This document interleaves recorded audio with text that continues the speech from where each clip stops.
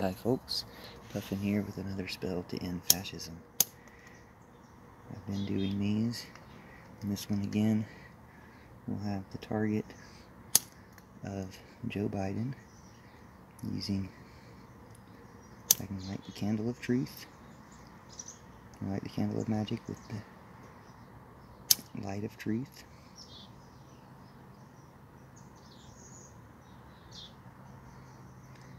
Wick's all burnt, so I'm not wanting to light. So we've been doing these magical spells rather steadily for the past few days.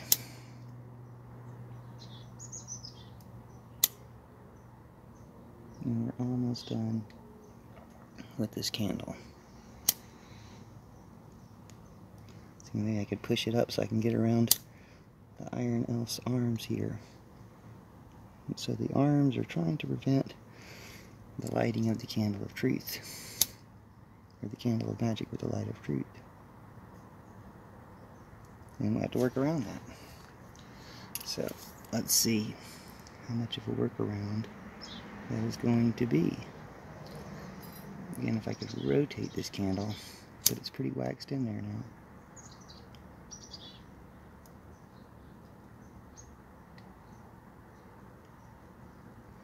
Alright, we should give some credit to Joe Biden for already being anti-fascist, at least relative to Trump. Joe Biden is the anti-fascist candidate. He was the anti-fascist option this time around since they cheated Bernie again. Now, when I said we'll give credit to Biden for being anti-fascist, the light lit up. I feel like I maybe have come across as too critical. So China Joe is what they call him when they're critical of Joe Biden. But the truth is, we could use a lot better cooperation and learn a lot from China. There's a lot that China's doing that's really good that we could all help with. It would be even better if we had kind of a global effort to do these things. It just doesn't have to be a competition anymore. Or it can be a competition with ourselves. We can compete with the destruction we've already put forth in the world. We can compete with that with peace and goodness. So we've already put a lot of badness into the world. If we go against the badness we've already put, like racing a ghost in a Mario Kart. If you race a ghost of yourself, you're trying to beat yourself. You're trying to do better than you did before. Well, our ghost has been fascist. We have this fascist ghost that we definitely need to do better than. Now, remember when Trump, our most fascist president, was president, he was making the news every day with some more fascist stuff. So while Joe is anti-fascist, good thing President Joe for being anti-fascist, he could be making the news every day with anti-fascist stuff. And he's not. He's more centrist holding place than making the news every day. But there's, news that could be made every day because there's stuff we need to be doing every day. I believe Joe Biden should pass the torch of the presidency to Bernie Sanders in 2024. Not just because he's old, but because Bernie deserves to be president for all the support he has and all the support he's gained for democracy in his runs. And we deserve to have Bernie actually in power doing, the radically different things. Because Joe Biden is kind of doing the centrist placekeeping things. And I think it would be a great way to show that it's not about a person. It's about the people. It's about the country. It's about democracy and making it good and making it work.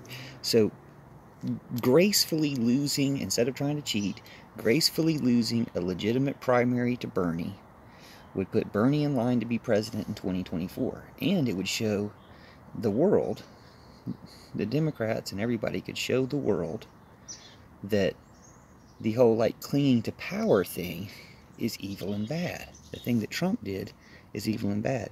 If you can give up power, if you can trust someone else to hold the same ideals you do that are good for the country, good for the world, and give up power, then that's going to be good.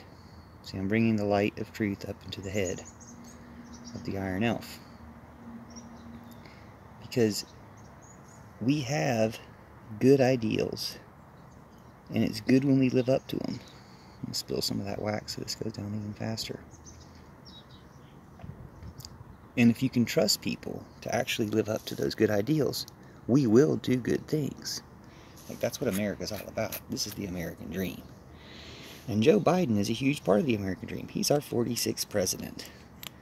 And Bernie, I think, should be the 47th, and Alexandria Ocasio-Cortez should be the 48th. Just the way things are now. I mean, other people could show up who seem to be an even better fit for presidency than that. But they seem like a really good fit to me, and I think most Americans agree, and all Americans will agree once we actually get down to it. Now, while Joe Biden has done some good things and done some good things for the people and for his brand and everything, there's a lot more that can be done. And when you go more radically to the left, more to communal social values, you're going to get good results.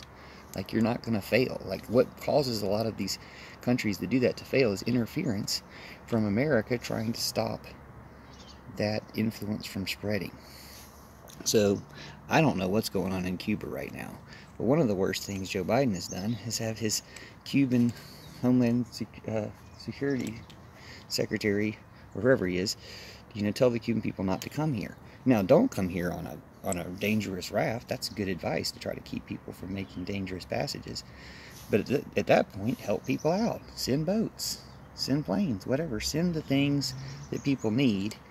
And like I said, I don't really know what's going on. I know that Cuba has a 99% literacy, because communist Cuba has done a good job of educating their people, something we could really benefit from here in America, to be that way.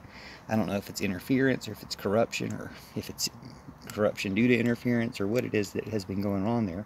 It could just be, people stirring up trouble. Like, apparently the DEA people assassinating the president of Haiti, or somebody assassinated him and claimed to be DEA.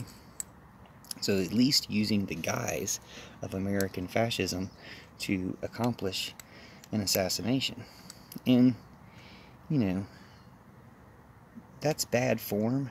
Like, you totally have enough against the most evil people, say Trump and Putin, to just get them arrested. Just arrest them, prosecute them, have trials, whatever. Like, it would probably be better to have the trials so all this stuff can come out. Now, speaking of all this stuff coming out, look how much resin came out of this bowl when I said that. It reminds me of this dream I had where I pulled it all out at once. Because it's possible. Once you get that linchpin, once you get that, the secret master of it all, then the rest of them fall like dominoes. Or as I was saying with Raceland Skywalker in the Earth TV live chat, one of the used to be few anti-Trump people in there, because it was ridden with Trump people. And somebody today, Baked, was saying, well, when their chat rooms closed down, they came here. I was like, oh, well, I'm glad they closed their chat rooms down. I'm all for free speech, but not for terrorism. And these Q people are terrorists, these Trump people are terrorists, and they've got so much support from Russian trolls, so many numbers of people making these comments, that they, seem popular or something. They're just not.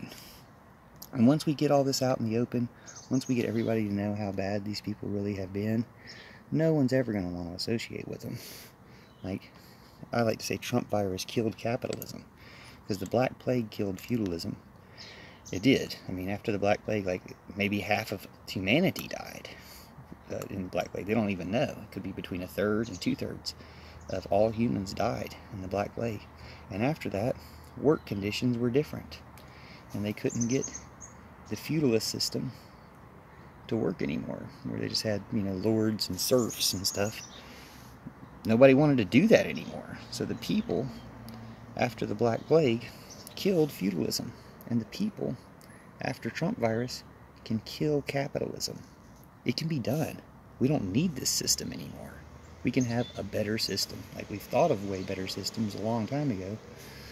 We can think of an even better system now. We're smarter and have more resources and can imagine things differently. So, I like to say, what are the last 3 things you would make free? If you started making things free, because you notice more and more things become free, you're going to have free internet, and free rent, and free college and free healthcare and free food and free UBI and free everything.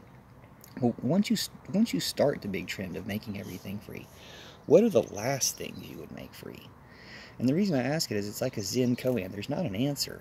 People always say stupid things, but I mean, I shouldn't say stupid things. People always say things that reveal something about their psychology or what jokes they like to tell. But when you really think about it, if you made everything else free and you wanted to keep 3 things that weren't free, it just doesn't make any sense. Once you start making things free, everything becomes free. And this is like not just for monetary stuff. Once you start making people free, everyone becomes free.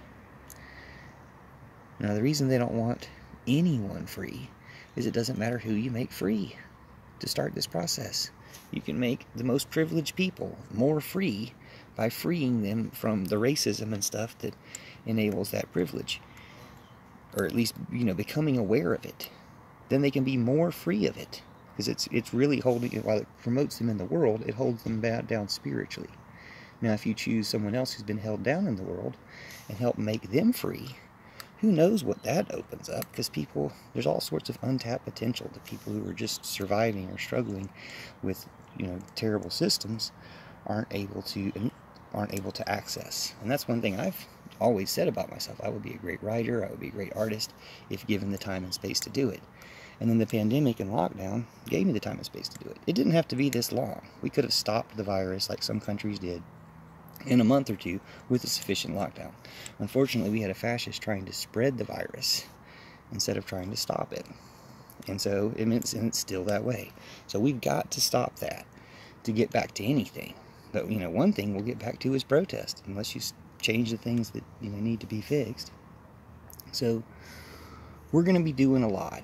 But while I was on lockdown, I wrote 5 books, 3 picture books, and The Art of Betrayal by God and the Book of Judas.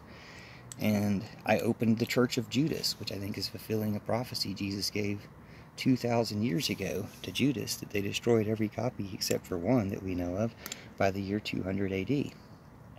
And I've kind of known about that prophecy for 15 years, but I only had space and imagination to fulfill it, to open the Church of Judas and fulfill it this year, because I got away from work and the grind, even though I've always known that that's what I needed to do to get to my writing.